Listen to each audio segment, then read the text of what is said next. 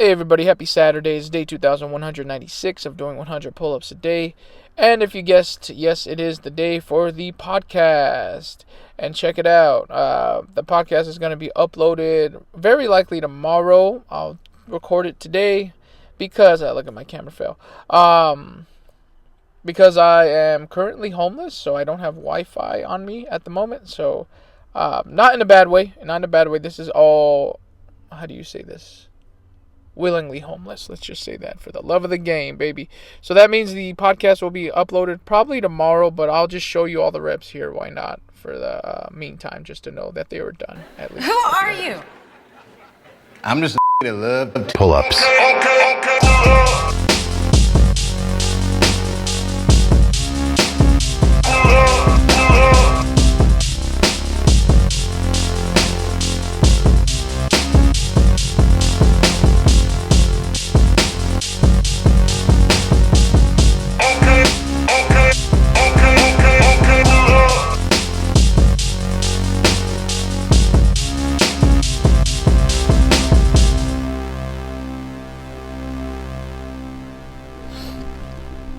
What is going on, everybody? This is podcast episode 24. Welcome to the Pull Up Podcast, and I will discuss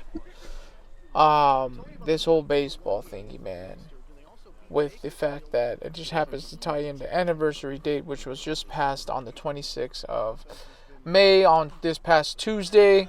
It's Saturday now, so now I can discuss on what the hell's going on. I'll go into full detail with this story here. This is just a personal thing here. It's maybe interesting, maybe it's not. I don't know. You tell me. I don't know. It's just kind of strange, in my opinion. It's a strange story. Could be boring. I don't know. We'll find out. Tune in. Here you go. So basically, how does this work? If you don't know me, dude, I played ball my whole freaking life since I was 3 years old up to college. 3 years of college. I have 3 years of college experience, and then played varsity high school 3 years, and after that Division 1 for 2 years. Finished my career with Division 2, and as far as that goes, so I'll give you an example. Like, how did I get to college? And I always thought I was bad at baseball. Relative to now, yeah, sure. I was a lot weaker mentally, but anyway, going into my senior year, I had a damn showcase, which is basically you're gonna pitch in front of a shit ton of scouts and stuff. Like college coaches that can pick you up. And so like 5 days before that showcase, I had a game that I had pitched in, and I did like the worst I've ever thrown for Narbonne High. And whatever, I go to the showcase that weekend after that terrible start that I had. And after that showcase, during the showcase, man, I just felt I was dotting everything was just like dot, and it didn't even feel like me. Put it that way. I don't know how the hell it happened. My fastball just looked like a laser that's not even a laser that's straight. My fastball was not going straight, but it was definitely tailing away from those guys as they looked at it. And they were just looking at the fastball, swinging at the off speed, and striking out to my off speed. I had nothing electric, but the placement of it was just perfect. Anyway, I get a call to join that team, whatever. I get looked at by a Division 1 school because they saw me. I had the best outing there. And I don't even throw hard. I don't throw hard at all. I'm throwing like just below 80, and I'm left-handed though, but whatever. Long story short, I don't throw hard, so all these other guys are fireballers, and you know what's new? Small guy, I'm small dude, so compared to everybody else, nothing's been new, dude. My whole life, that's how it's been. Whatever. I go to college, and I don't do well in college. Like, I'm too worried about other things. Like, my mind is on different. Like, I don't know if it's ADD or what, but my mind is not focused on baseball, and I paid the price. You sucked in college. That's what happens when you're not focused. That's what happens, guys. It's pretty simple. It's not rocket science, but Yeah, so you're mentally weak. I sucked at pitching and had a bad career. Whatever. I let it go. And once baseball finished after 2015, I called it quits. I hated baseball. I thought it was like, I didn't want any part of it. I would even abandon my brother when he'd ask for help for stuff with baseball. I couldn't do it. I just couldn't be around the sport. It was, let me see, 2016 is 1 year, 2017 is 2 years, 2018. I took 3 years away from the game, dude.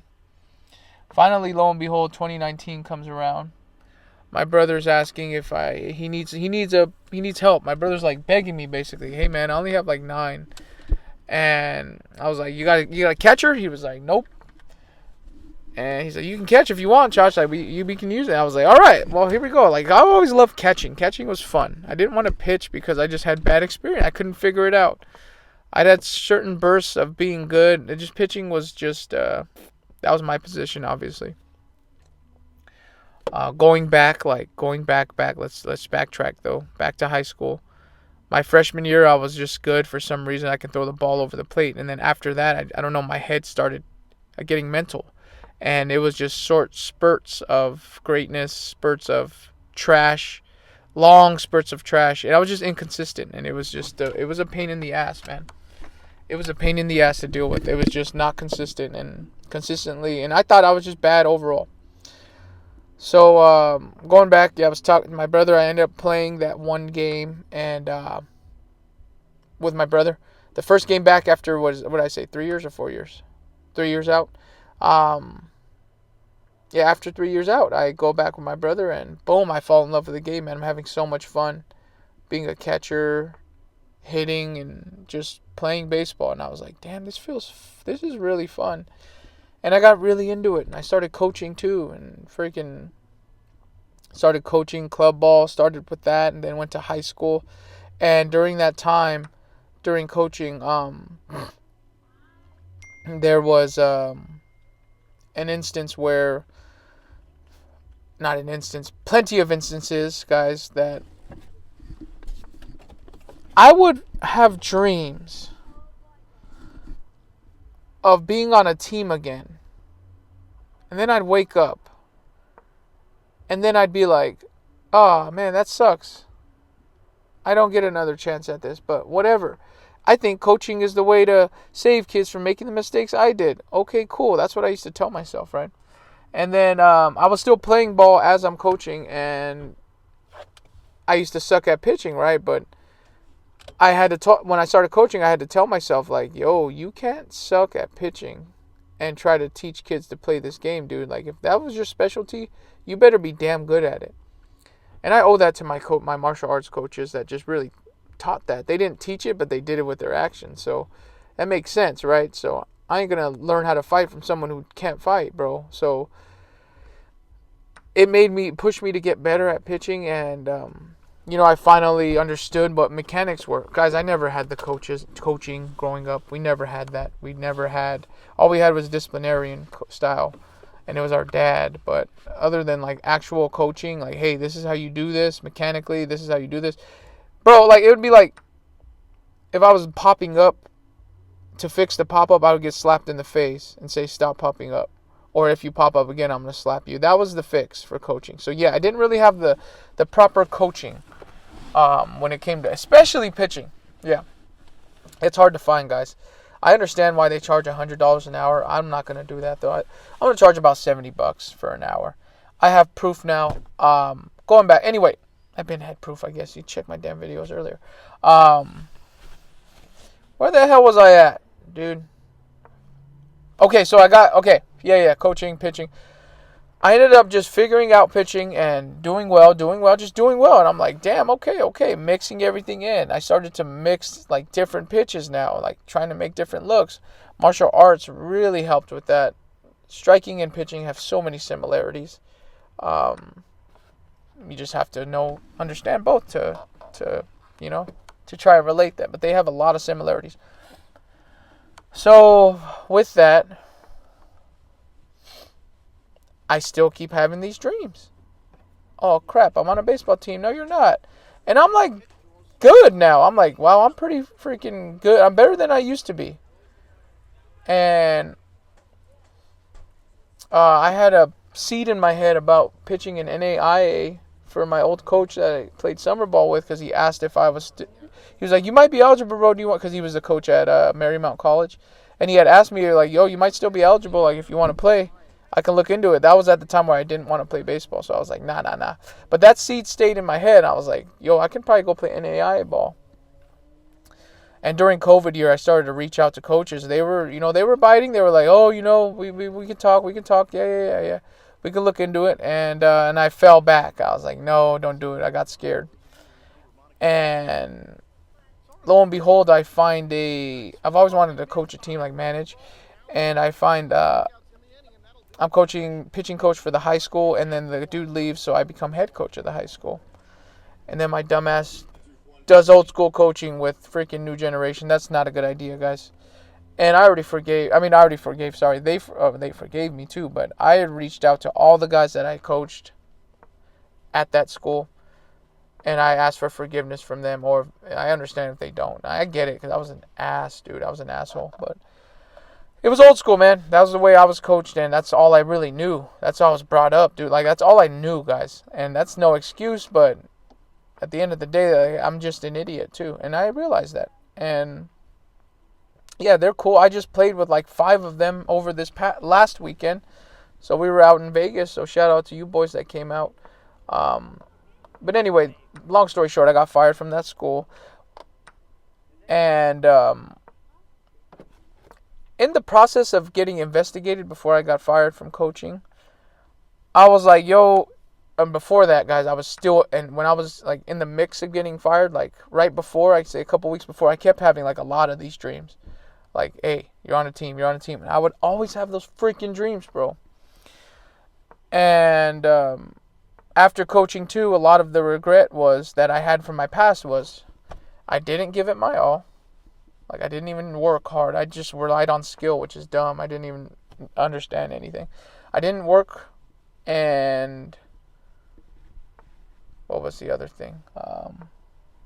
I wasn't a good teammate. I was very selfish. All I looked out was for myself in the sport. Like, I just wanted to play. Didn't care about winning.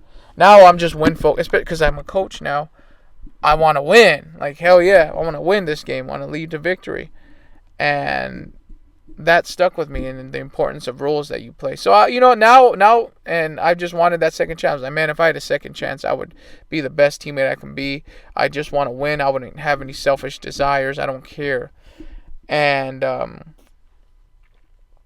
lo and behold, I get a scholarship. So when I'm getting fired, I get a scholarship to Ottawa University in Arizona. That's how I ended up in Arizona. I got the scholarship at 28 years old to pitch, and I thought my second chance was like, hell yeah. I thought this was my second chance. And remember, during COVID year, guys, this is 2020, is when I started doing 100 pull-ups a day, by the way. Yeah, that's just a backstory. Let's just remember that too. So I'm doing 100 pull-ups throughout this. This is 2 years deep with this scholarship about to go on. And I moved to Arizona early. I move in June, guys. The fall doesn't start till August. End of August. So I moved to June to grind. I get my arm ready. I'm lifting weights. I'm training in martial arts. I'm just freaking doing it all, dude. Getting ready to freaking murder, man. Second chance, here we come, right? I knew this is what it takes. I know what it takes, because I took the wrong thing now, so I went overboard with it. And before all of this happened, I had a bad relationship too. Before I lost my job too, that ended. So at the end of the day, though, I was still heartbroken, and I thought this was good. I was like, hell yeah, like, this is an up, this is a rise. Like, I'm rising from the ashes right now. And what happened was 10 days before the fall started, the fall for the baseball team, they tell me, yo, you're ineligible. You took too many semesters of college, so you can't play baseball. Oh my gosh, people.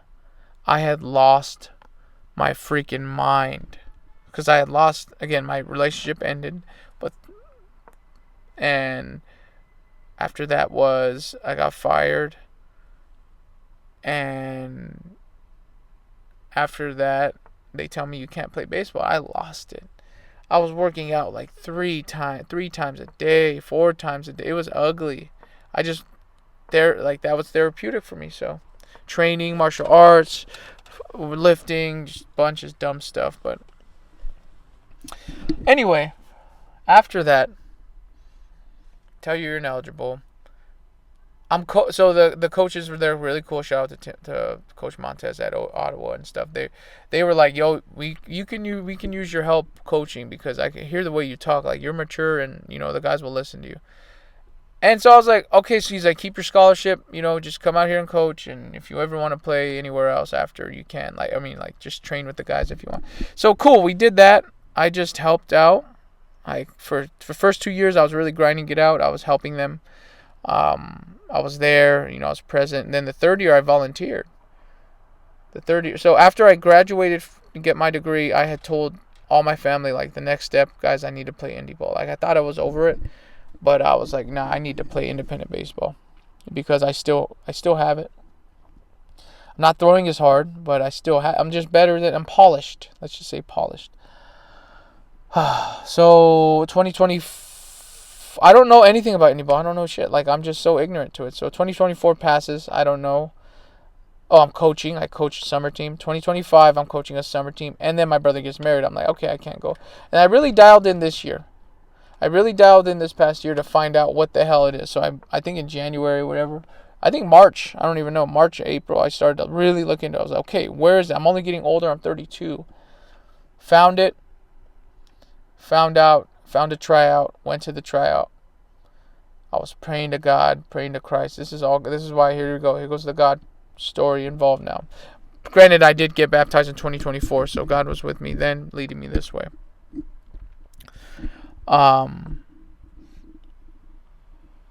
So come 2020, what was I saying? Oh, the night before the tryout. I'm praying. I'm like, I'm crying a week before, 2 weeks before, because I can't believe I have the opportunity to play baseball again at a respectable level. Like, not just adult baseball. Like, yeah, it's a, independent baseball. I can't believe it, because it's my dream coming true. Like, even just the opportunity was making me cry.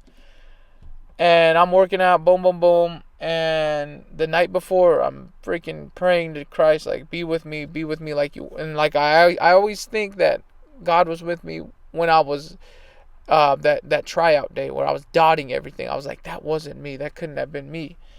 And I was like, I know you were with me there. Be with me here. And I go to the tryout. When I'm screwing around with when I was coaching at Ottawa, they would have radar guns. Guys, I was hitting like 74 miles an hour. At one point, I was hitting 69, right? And 74 was the top. And that was 2 years ago. The most recent one was like 71, 69. And I'm like, whoa, what the hell happened? But come this tryout, dude, I didn't do any velo training at all. I get on that mound, and I throw 84. He said the gun says 84, and I was like, oh, you sure, bro? And you know what? There's two things that could have happened. That gun is wrong, or Christ was behind behind me throwing that ball that hard. And I was dotting it. I was hitting my spots, but coincidentally, that thing broke, right? Yeah, coincidentally, right? After the man freaking on his knees praying before. So, yeah, and they picked me up. I can't believe it. They were like, hey, we want you. When can you come out here? I was like, oh, damn, let's go. And I'm like, damn, I'm about to play baseball again. And, and lo and behold, my very first game fell on May 26, 2026. The day I started doing 100 pull-ups a day. That was the best anniversary gift I can ask for.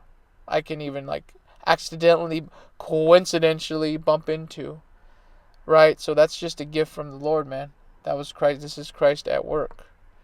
And I just had my first game on Thursday.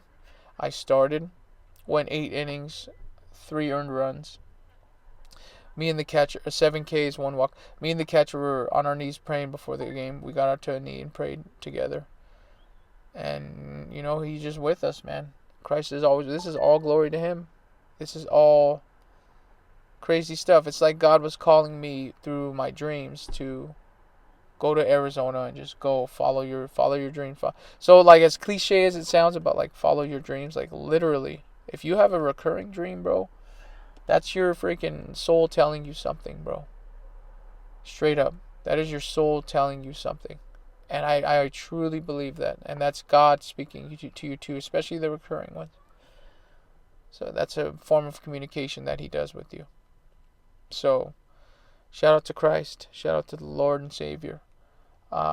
Peace be with all of you guys. And I know that wasn't I kind of rushed through the story. I don't want to bore you too much, but that's how it went, man. That's my story with this. I'm about to keep pitching this season, or this Pecos League season. I just want to finish this game the right way, man. I want to be the best team that I can be. I want to give it my all, and I want to win a championship too. Would be nice. That would be nice. But at the end of the day, I just want to serve the Lord, man, and do what Christ wants. Hopefully get some guys on board with following Christ as well, and not just the already believers. It is the sick that need the healing, right? And that's what he says. But yeah, man. But anyway, guys, that was the story in full detail. If you guys have any questions, feel free. And yeah, you guys have a wonderful day, and I'll see you all tomorrow.